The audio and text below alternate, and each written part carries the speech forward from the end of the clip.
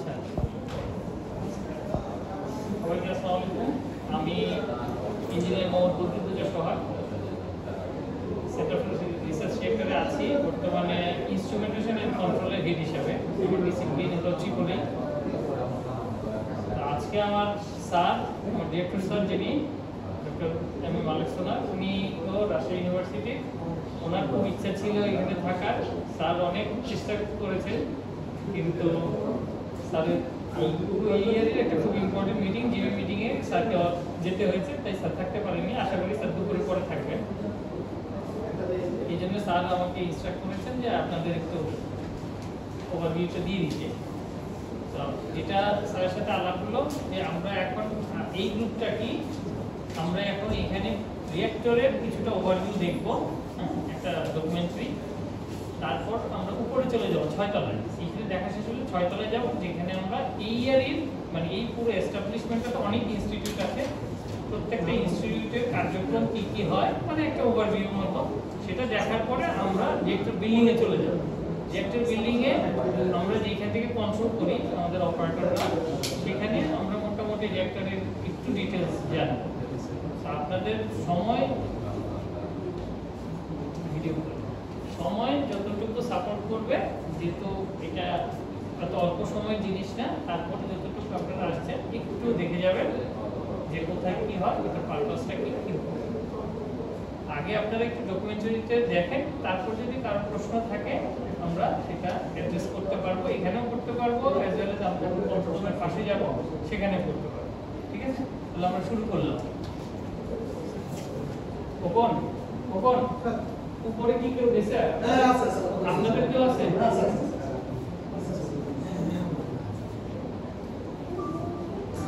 একটু মনোযোগ দিন।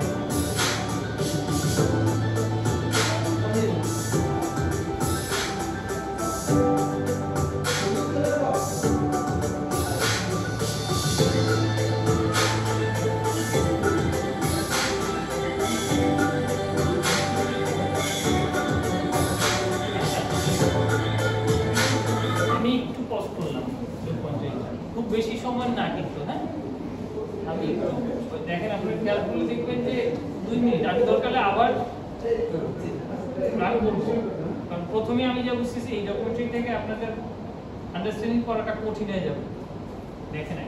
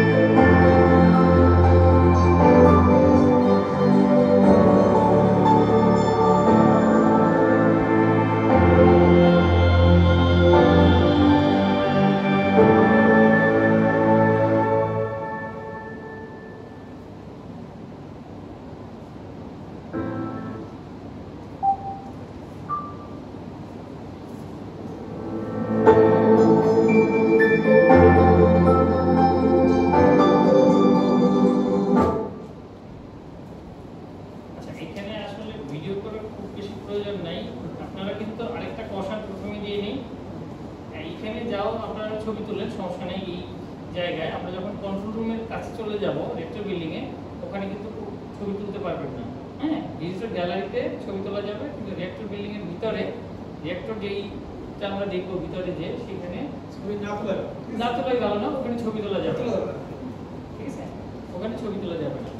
আমি এই স্লাইডটা বা এইটা স্টিল করলাম, কারণ হলো এইখান থেকে আপনারা ওভারভিউটা নিতে পারবেন। আমাদের এইখানে যে শিল্ডিং স্ট্রাকচারটা দেখতে পাচ্ছেন, এইটাই আসলে আমরা বলি রিঅ্যাক্টর। এটার ভিতরে যে কোডটা থাকে ইউরেনিয়ামের, সেই কোডটা হলো আরেকটা ডকুমেন্টারিতে কোডের টোটাল স্ট্রাকচারটা দেখানো ছিল, ঠিক আছে।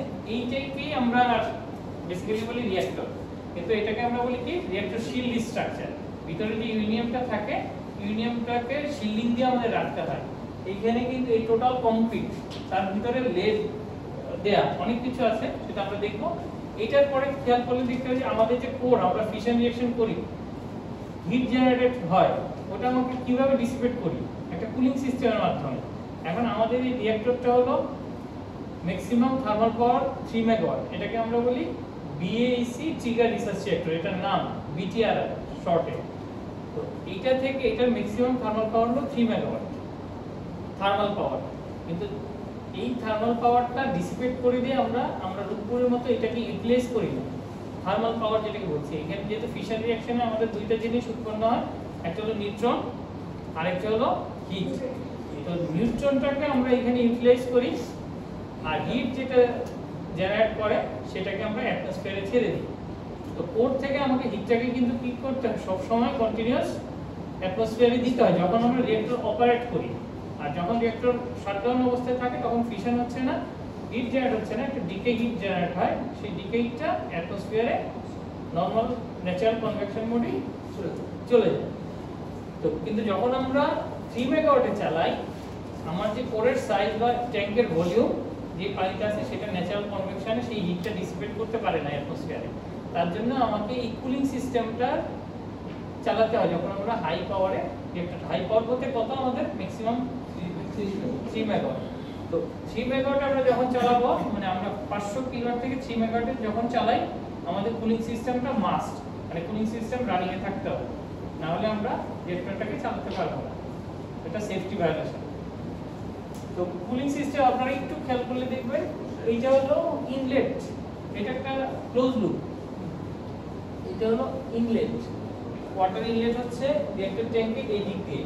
ভিতরে কোর আছে, কোরটা দেখলাম, আবার দেখবো আমরা, সমস্যা নেই। কোরের ভিতরে যে হিটটা সে নিচ্ছে উপর থেকে নিয়ে, এটা হলো তার আউটলেট পাইপ। পানিটা, এই পানিটা তার মানে কি গরম কম্পেয়ার টু এই পানিটা, এটা তারপর আমরা একটা, এটাকে বলি আমরা ডিকে ট্যাঙ্ক। এই ডিকে ট্যাঙ্কটা হিট ট্রান্সফারের জন্য না, এটা হলো আমার যে পানি বা ওখানে নাইট্রোজেন অ্যাক্টিভেটেড হয়ে যায়, ঠিক আছে, নাইট্রোজেন অ্যাক্টিভেটেড হয়, যেটা হাফ লাইফ হলো মোটামুটি 143 সেকেন্ডের মতো, ঠিক আছে। তো সরি, যেটা হাফ লাইফ 7 সেকেন্ড। তো সেটাকে আমরা এই ডিকে ট্যাঙ্কের ভিতরে কিন্তু অনেকগুলা স্টেজ আছে, যাতে আমার এই পানিটা যখন আসবে রিঅ্যাক্টর ট্যাঙ্ক থেকে, এখানে 143 সেকেন্ড স্টে করে। আমার কুলিং সিস্টেম রানিং, কিন্তু রানিং এর মধ্যে এখানে এতটাই পাইপিং দেয়া আছে যেটা এখানে 143 সেকেন্ড স্টে করবে, যাতে আমার ওই অ্যাক্টিভেটেড যে নাইট্রোজেনটা, যেটা আমাকে রেডিয়েটিভ হ্যাজার্ড দিবে, সেটা এই জায়গায় আসার সময় কি হবে, যেটা হাফ লাইফ খুব অল্প, সেটা একেবারে ডিকে করে যাবে। আর এই দুইটা হলো আমরা এখানে বলি যে প্রাইমারি পাম্প। এই লুপটার পানি তো আমাকে ফোর্সলি নিয়ে আসতে হবে, এই পাম্পের মাধ্যমে কিন্তু আমরা এই পানিটাকে নিয়ে আসতেছি, ঠিক আছে। তারপর কোথায় যাচ্ছি একটু খেয়াল করে দেখবেন, এই নীলটা হলো আমাদের হিট এক্সচেঞ্জার। আমরা প্রাইমারি লুপ যেটা কুলিং সিস্টেমের, সেটা ক্লোজ লুপ, কিন্তু এই পানিটাই কিন্তু আবার কোথায় যাচ্ছে, রিঅ্যাক্টর ট্যাঙ্কে। রিঅ্যাক্টর ট্যাঙ্কে যাওয়ার পরে সেই পানিটা কার সংস্পর্শে আসতেছে, ফুয়েল এলিমেন্টগুলো। তো ফুয়েল এলিমেন্টের যেগুলো সংস্পর্শে থাকে, সেখানে আমাদের অনেক ধরনের রেডিয়েটিভ ম্যাটেরিয়াল থাকতে পারে, পার্টিকেল থাকতে পারে, ঠিক আছে। তো ওই পানিটাকে আমরা, যেটা অ্যাটমসফিয়ারের সাথে ওপেন, সেই পানিটার সাথে ডাইরেক্ট কন্টাক্ট করি না। তার জন্য আমাদের কি লাগে, ওই ক্লোজ লুপটাকে আমরা যখন সেকেন্ডারি লুপে দিয়ে দিই হিট এক্সচেঞ্জারের প্রয়োজন। প্রাইমারি লুপের হিটটাকে আমরা সেকেন্ডারি লুপে দিয়ে দিলাম। একটু খেয়াল করলে দেখবেন এখানে এটা হলো প্রাইমারি পাম্পে পানিটা যাচ্ছে, এইটাকে বলতেছি আমরা সেকেন্ডারি লুপ। এখানে খেয়াল করলে দুইটা পাম্প দেখতে পাবেন আরো। হিট এক্সচেঞ্জারে হিটটা এক্সচেঞ্জ হয়ে যাচ্ছে উইদাউট এনি ফিজিক্যাল কন্টাক্ট। তারপর সেকেন্ডারি পাম্পের মাধ্যমে এই তাহলে হিটটা ট্রান্সফার হয়ে গেল সেকেন্ডারিতে, তাই তো? সেকেন্ডারি পানিটা গরম হয়ে গেল হিট এক্সচেঞ্জারে, সেই পানিটা আমরা নিয়ে আসতেছি, এটাকে বলি আমরা কুলিং টাওয়ার। কুলিং টাওয়ারে নিয়ে এটা যখন আমরা এই পানিটা কুলিং টাওয়ারে ছাড়ি, এখানে ফ্যান আছে, ফ্যানের মাধ্যমে এটাকে আমরা ঠান্ডা করি, মানে অ্যাটমসফিয়ারে বাদ গরমটা অ্যাটমসফিয়ারে ছেড়ে দিচ্ছি। তাহলে কি হচ্ছে, এই সেকেন্ডারি কুলেন্টের বা কুলিং ওয়াটারটা ঠান্ডা হয়ে গেল কুলিং টাওয়ারে, সেটাই আবার হিট এক্সচেঞ্জারে চলে যাচ্ছে ঠান্ডা হয়ে। আর হিট এক্সচেঞ্জার থেকে সে প্রাইমারি লুপ থেকে গরম পানিতে গরম হিটটা নিয়ে নিচ্ছে। এই হিট এক্সচেঞ্জার থেকে যেই পানিটা বেরোচ্ছে সেটা তো ঠান্ডা, সেটা আবার আমরা রিঅ্যাক্টর ট্যাঙ্কে দিয়ে দিচ্ছি। তার মানে প্রাইমারি লুপের পানি সব সময় ক্লোজড, এবং এটা আমরা ইউজ করি হলো ডিমিনারালাইজড ওয়াটার। কারণটা কি, রিঅ্যাক্টর ট্যাঙ্ক যেটা, রিঅ্যাক্টর ট্যাঙ্কে যাতে মিনারেলস থাকে কি হবে পানির মধ্যে, রিঅ্যাক্টর ট্যাঙ্কের সরাসরি সংস্পর্শে আসতেছে, সেখানে এরোশন করোশন হতে হবে, ছোট ছোট সার্কিট তৈরি হয় মিনারেল যদি থাকে। তার জন্য এই পানিটা প্রাইমারি পানিটা ডিমিনারালাইজড ওয়াটার। এবং আমাদের ডিমিনারালাইজড ওয়াটার ট্রিটমেন্ট প্ল্যান্ট আছে। আমাদের এই পানিটা কিন্তু আমরা সবসময় বলি যে এই পানিটা 1986 সালের পানি, মানে ইন জেনারেল আমরা এটা বলি, কারণ এই পানিটা কি আমরা কোনো চলে যাচ্ছে কোথাও যাচ্ছে না, কিন্তু এটা কি আছে 86 সালে কোনো উপায় কি কমে না? অবশ্যই কমে। ইভাপোরেশন ন্যাচারাল, আমি যদি এখানে পানি রাখি সেটা শুকিয়ে যায় না, অবশ্যই কিছুটা চলে যায়। আমাদেরকে সেটা মেইনটেইন করতে হয়, কারণ আমরা কোরের মধ্যে একটা আপ টু একটা সার্টেন লেভেলে আমরা মেইনটেইন করি ওয়াটার লেভেল। তার জন্য কি করতে হয়, আমাদের টাইম টু টাইম মনিটরিং করতে হয়, এবং ডিমিনারালাইজড ওয়াটার ট্রিটমেন্ট প্ল্যান্ট যেটা আছে সেটা দিয়ে আমরা সবসময় কিছু পানি তৈরি করে রাখি। যখনই দেখি যে আমাদের সার্টেন লেভেল থেকে এটা নিচে নেমে গেছে, ওই লেভেলটা আমরা মেইনটেইন করার জন্য আবার ডিমিনারালাইজড ওয়াটার অল্প পরিমাণ দিয়ে দিই। আর এই পানিটা আপনারা যদি টপে আসলে আপনাদের আজকে দিতে পারবো কিনা, রিঅ্যাক্টর অপারেশনাল না, তারপরে দেখতে পাচ্ছেন খুব পরিষ্কার, আমি দেখলে মনে হবে যে এইটাই বারবার সার্কুলেট হচ্ছে। কারণ হলো এই পুরো সিস্টেমের সাথে, রিঅ্যাক্টর ট্যাঙ্কের সাথে আমাদের একটা অনলাইন পিউরিফিকেশন সিস্টেম জড়িত, যেটা হলো আমরা রিঅ্যাক্টর অপারেট করি বা না করি, সব সময় এই অনলাইন পিউরিফিকেশন সিস্টেমটা রানিং। মানে হলো এইখান থেকে খুব অল্প পরিমাণ পানিটা সে নিয়ে যাচ্ছে, এবং ফিল্টারিং এর মাধ্যমে দুইটা জিনিস সে কন্ট্রোল করে। একটা হলো কোনো ধরনের ডাস্ট হতে পারে, কারণ আমাদের রিঅ্যাক্টর কিন্তু এই পুলটা কিন্তু ক্লোজ না, এটা রূপপুরের মতো না যে এখানে অ্যাটমসফিয়ারিক, এটা আমরা মেইনটেইন করি অ্যাটমসফিয়ারিক প্রেসার ওপেন, কিন্তু রূপপুরে তো close chamber, close vessel, high pressure থাকে, এখানে কিন্তু অ্যাটমসফিয়ারিক প্রেসার। তো এখানে ডাস্ট পড়তে পারে, অনেক কিছু ফরেন পার্টিকেল থাকতে পারে, কিন্তু ভারী কিছু না। তো সেইগুলো সে সবসময় কালেক্ট করে এবং ফিল্টারিং করে, তাহলে ক্লিন হয়ে গেল। আর তার সাথে সাথে পিএইচটাও আমরা মেইনটেইন করি। তো এই জন্য আমাদের এই পানিটা যদি আপনাদের দেখার সুযোগ হয়, জানি না হবে কিনা আজকে, খুব ক্লিয়ার, এবং উপর থেকে নিচ পর্যন্ত 27 ফিট, আমাদের রিঅ্যাক্টর ট্যাঙ্কটা 27 ফিটের গভীর, 27 ফিট একেবারে নিচ পর্যন্ত স্পষ্ট দেখা যায়, এতটাই ক্লিয়ার। তাহলে আমরা এখানে দেখতে পেলাম কি, রিঅ্যাক্টরটা দেখলাম, রিঅ্যাক্টরের সাথে কুলিং সিস্টেমটা দেখলাম, আমরা ভেন্টিলেশন আরো অনেকগুলো সাব সিস্টেম আছে, মানে সেফটি সিস্টেম বা সাব সিস্টেম বলি, যেটা হলো রিঅ্যাক্টরের শুধু যে রিঅ্যাক্টরের ভিতরে কি হচ্ছে আসলে ফিশন রিঅ্যাকশন, আর কিছু নেই। এখানে যা হয় রূপপুরেও তাই, রূপপুর বারবার বলছি কারণ রূপপুর সাথে আমরা জড়িত, এবং একই কাজ ওখানে হচ্ছে, এখানে হচ্ছে, শুধু স্কেলটা হলো ছোট। আর আপনার সৌভাগ্যবান যে এই ফেসিলিটিতে আসার সুযোগ হয়েছে, কারণ হলো এই ফেসিলিটি বাংলাদেশে কিন্তু একটাই। আমরা এই যে অন্য কোনো ফেসিলিটিতে গেলেই কিন্তু আমরা ঢুকতে পারি না। আমরা যে ইভেন আমরা রূপপুরেও ইজিলি না, তো আমরা রূপপুরে ঢুকতে পারবো না, আমাদেরই কিন্তু আমরা ঢুকতে পারবো না। আমাদেরকে একেবারে মন্ত্রণালয়ের পারমিশন নিয়ে তারপর আমাদেরকেই ঢুকতে হবে। এগুলো এত সেন্সিটিভ। আর যদি বাইরের দেশে যে আপনারা এক্সপেরিয়েন্স করতে যান, জিনিসগুলোর সাথে সিকিউরিটি জড়িত, তার সাথে সাথে টাকাও জড়িত।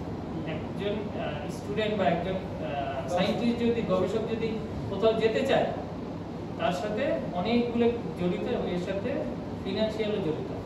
তাহলে আপনারা এই ফেসিলিটিতে আসছেন মানে হলো এই আপনাদের ইন্ডিভিজুয়ালের জন্য কিন্তু প্রচুর ফিনান্সিয়াল খরচ জড়িত ছিল, কিন্তু আমাদের দেশে যেহেতু এই স্থাপনাটা আছে, এটা একটা ওভারভিউ নেওয়া যায়। আর এই ওভারভিউ মোটামুটি এই কুলিং সিস্টেম যে জানবে, রূপপুরের কুলিং সিস্টেম জানতেও তার খুব ইজি, ওইটা লার্জ স্কেলের। এখন একটু বলি যেটা, যে রিঅ্যাক্টরের ভিতরে কি হচ্ছে আপনারা তো জানেন এগুলো। রিঅ্যাক্টরের ভিতরে কি হচ্ছে আসলে আসি কি ফুয়েল দেয়া আছে ইউরেনিয়াম, ইউরেনিয়ামের সাথে আর কি দেওয়া লাগবে ফিশনের জন্য? নিউট্রন। তাহলে কি লাগবে? নিউট্রন দেওয়ার জন্য একটা নিউট্রন সোর্স আছে। ইনিশিয়াল যদি ইনিশিয়েট করে দেই, হ্যাঁ, ফিশন একবার যদি শুরু হয়ে যায়, সেখানে যদি ফুয়েল থাকে সাফিসিয়েন্ট পরিমাণ, তখন কি হবে? চেইন হতে থাকবে, পাওয়ার বাড়তে থাকবে। আমাদের এই রিসার্চ রিঅ্যাক্টরটা বা পাওয়ার রিঅ্যাক্টরের ক্ষেত্রে যেটা করতে বলি আমরা, কন্ট্রোল ফিশন করি, এইটাই আমাদের হাতে আছে। আর কিছু দরকার নেই, আমরা কন্ট্রোল ফিশন করি। যে ও ইচ্ছা মতো ফুয়েল দেওয়া আছে আর ইচ্ছা মতো ফিশন করবে, সেটা আমরা অ্যালাউ করি না। তো কন্ট্রোল করার জন্য আমরা কি করতে পারবো? কারণ ইউরেনিয়াম কিন্তু কোর দেখলাম না আমরা, কোরের ভিতরে আমাদের কাছে যা ফুয়েল আছে আমরা দিয়ে রেখে দিয়েছি, কিন্তু আমরা কন্ট্রোল করি কি? আমরা নিউট্রনটাকে কন্ট্রোল করি। নিউট্রনের পরিমাণ যখনই বাড়তে দিই, কি হয়? ফিশনের পরিমাণ বাড়তে থাকে। আমরা থার্মাল পাওয়ার দিয়ে বলি যে আমরা যখন রিঅ্যাক্টর অপারেট করি বা কেউ যখন রিঅ্যাক্টর অপারেশন ইউজার চায়, তারা 500 কিলোওয়াট বা 1 মেগাওয়াটে কতক্ষণ তাদের লাগবে ইরিগেশনের জন্য সেটা বলে দেয়। তো আমরা এই যে থার্মাল পাওয়ারটা সেট করি তাদের ফ্লাক্সের উপর, নিউট্রন ফ্লাক্স কত লাগবে সেটার উপর। তো তারা যখন আমাদেরকে বলে যে 1 মেগাওয়াট, তার মানে তাদের ব্যাকএন্ডে ক্যালকুলেশন আছে যে 1 মেগাওয়াটে সে সার্টেন নিউট্রন ফ্লাক্সটা পাবে। তাহলে আমরা যখন 1 মেগাওয়াট করি, তাহলে আমরা ওই পরিমাণ নিউট্রনকেই অ্যালাউ করি ফিশনে যাওয়া। সেটা কিভাবে করি? আমাদের এই পুরো কোরের ভিতরে কন্ট্রোল রড আছে, যেটা হলো নিউট্রন অ্যাবজর্বার। তো ওই কন্ট্রোল রডগুলো পরের দিকে দেয়।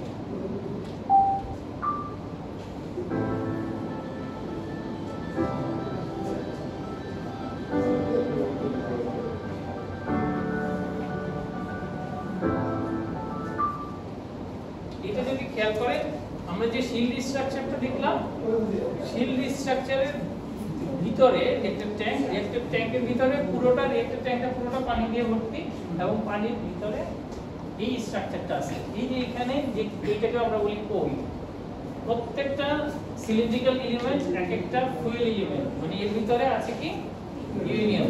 আর এই কোরের ভিতরে 6টা কন্ট্রোল রড আছে, যার মধ্যে আছে নিউট্রন অ্যাবজর্বার। এগুলো আমরা আমাদের নিউট্রন অ্যাবজর্বার হলো বোরন কার্বন।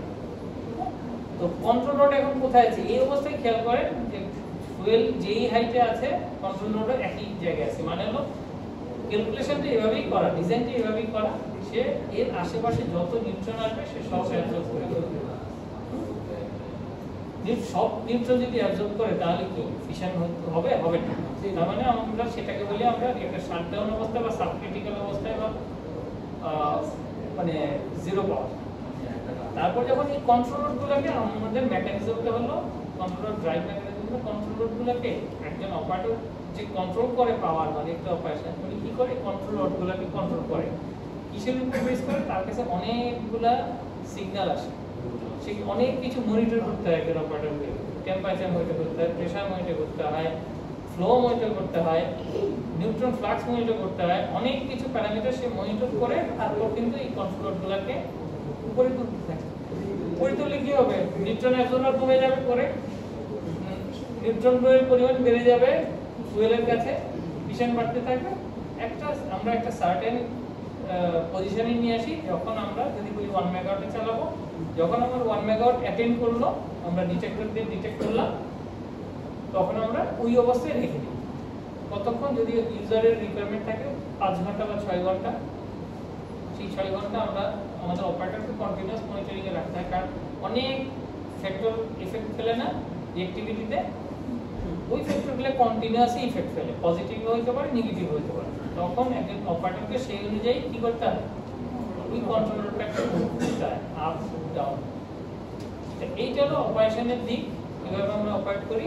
আর আমরা যখন ভিতরে যাব, এই রিঅ্যাক্টরটাকে আমাদের চালানোর মূল থিমটা হলো আমরা রিসার্চ করব। এটা আসলে একটু বলে নিই, এইটাকে বলি আমরা ট্রিগার রিঅ্যাক্টর।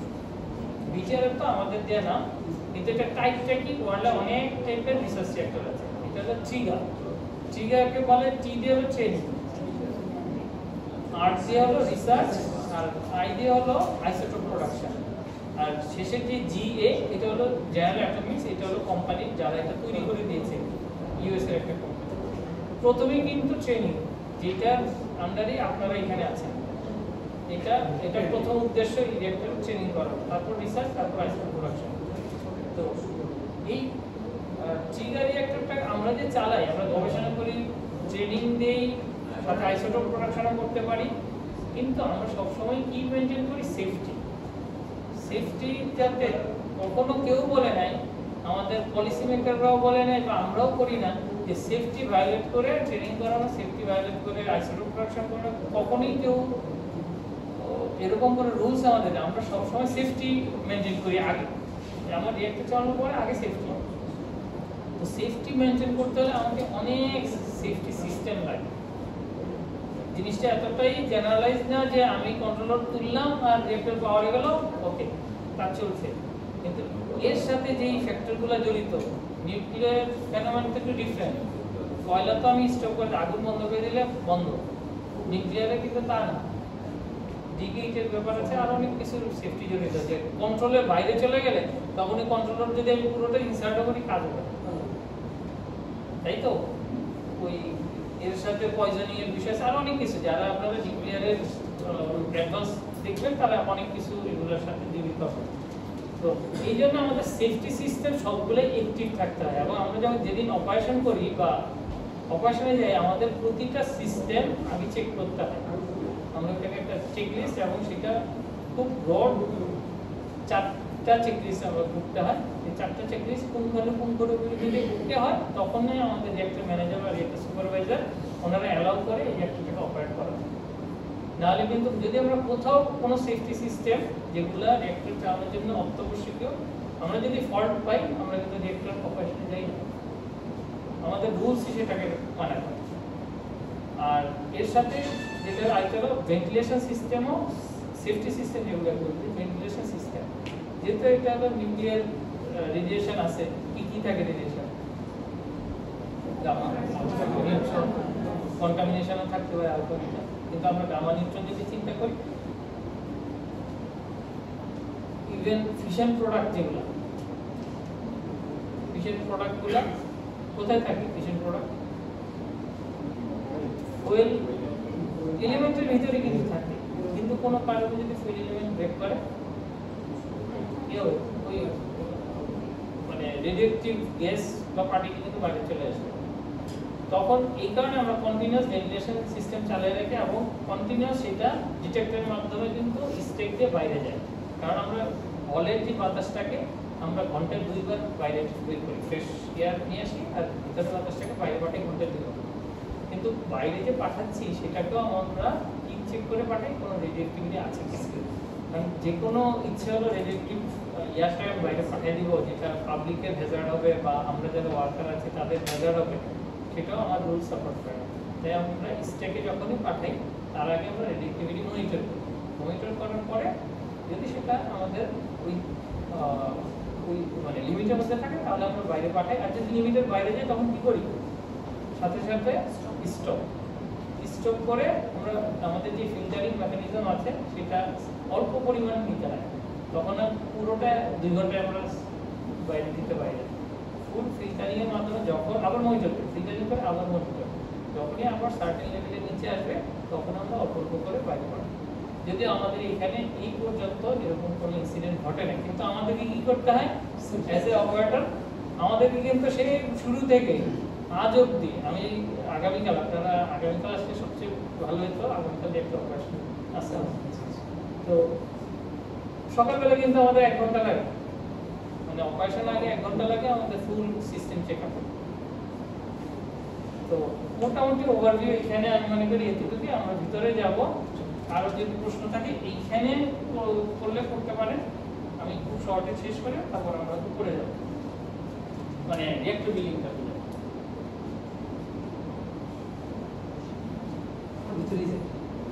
আমার একটা কোশ্চেন আছে, আপনি যে বলেন চারটা চেকলিস্ট হচ্ছে আপনারা চারটা চেক করে দেন অপারেশনে দেন, ওই চারটার নাম যদি একটু বলতেন। চারটা চেকলিস্ট আমি এভাবে বলেছি কারণ আমরা আমাদের সব সিস্টেম চেক করি। আলটিমেট গোল হলো, অবজেক্টিভ হলো আমাদের সবগুলো সিস্টেম কি কি। রিঅ্যাক্টর ইটসেলফ এর ভিজুয়াল চেক আছে কিছু, তারপর ডিটেক্টর আছে, সেগুলো আমরা রিঅ্যাক্টর টপ থেকে চেক করি। তারপর ভেন্টিলেশন সিস্টেমের সাথে অনেক কিছু জড়িত, ফিল্টারিং জড়িত, ফ্লো জড়িত, হ্যাঁ অনেক কিছু জড়িত, সেটা আমরা চেক করতে হিউজ চেকআপ। কুলিং সিস্টেম, এই যে huge cooling tower, primary, secondary, hit exchanger, প্রত্যেকটা কিন্তু চেকিং আছে। অনলাইন পিউরিফিকেশন সিস্টেম একটা বললাম, ইভেন কন্ট্রোল মানে অপারেটর যিনি অপারেট করেন সেটাকে আমরা বলি এখন আমাদের ডিজিটাল কনসোল যেটা, কারণ মনিটরিং প্যারামিটারগুলো সে ঠিকমতো দেখতে পাচ্ছে কিনা, সে কন্ট্রোল রডগুলোকে ঠিকমতো কন্ট্রোল করতে পারছে কিনা, সেখানে একটা হিউজ চেকআপ আছে। তারপর আমাদের ব্যাকআপ পাওয়ার, আমরা তো ব্যাকআপ পাওয়ার আমাদের আছে অনেকগুলো, এগুলো কিন্তু যে কোনো অ্যাবনর্মাল সিচুয়েশনে গেলে আমি কুলিং মেইনটেইন করতে পারবো কিনা সেগুলো কিন্তু আমাকে চেক করতে হয়, ঠিক আছে।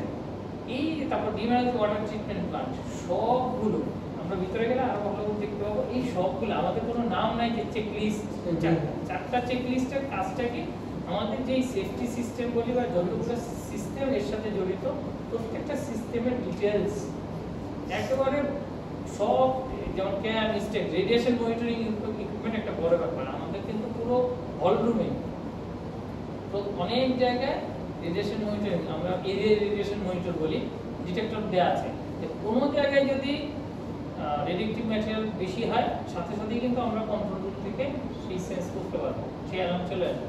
তখন আমাদের অপারেটরদের কাজ বা আমাদের যারা টেকনিক্যাল স্টাফ আছে সবাই সেখানে আগে চেক করবে কি হচ্ছে, এবং প্রবলেমের সবচেয়ে, আমরা যখন প্রবলেমে পড়ি, প্রবলেমের সবচেয়ে বড়, যেহেতু আমরা মেইনটেনেন্স অপারেশনাল মেইনটেনেন্স ইউনিট আমরা, তো আমাদের সবচেয়ে বড় অবজেক্টিভটা থাকে যে প্রবলেমটা আইডেন্টিফাই করা। আমি তো আর এটা এই রিঅ্যাক্টরটা এইভাবেই ডিজাইন করা, প্লাস আমাদের কনসোলে এইভাবে ডিজাইন করা, যখন অপারেশনে থাকে কোনো অ্যাবনর্মাল সিচুয়েশনে যখনই চলে যায় রিঅ্যাক্টর কিন্তু অপারেটরের হাতে থাকে না। আরেকবার বলি, এটা খুব ইম্পর্টেন্ট জিনিস, কনসোল এইভাবেই ডিজাইন করা বা সিআরডিএম আমরা বলি কন্ট্রোলার ড্রাইভ মেকানিজমটা রিঅ্যাক্টর প্রোটেকশন সিস্টেমের সাথে এইভাবেই ডিজাইন করা।